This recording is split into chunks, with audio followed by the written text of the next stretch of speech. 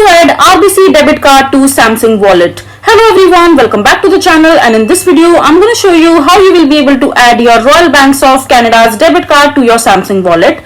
So first of all you have to do is just go to the official website of Royal Banks of Canada, and after that just simply log into your account. And once you are logged into your account, you need to get your debit card handy with you, in which you have the details like your card numbers, expiration date, CVC code and other details.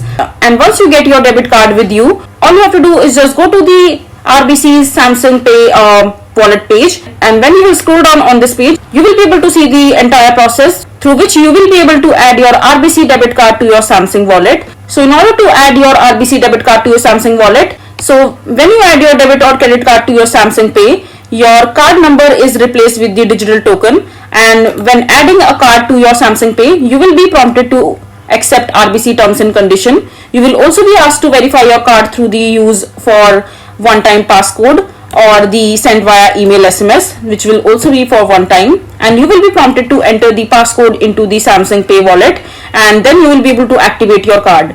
You can also call RBCs to verify the card if you can't use the passcode for yourself. Then you just simply have to add your card to the Samsung Pay wallet and accept the RBC's terms and conditions regarding the Samsung Pay wallet, including RBC's debit card, and then just verify your card details through your passcode and other details. And once your RBC's debit card is added to your Samsung wallet, then you will be able to use it quite easily. So this way you will be able to add your RBC's debit card to Samsung wallet. I hope you find this video to be helpful.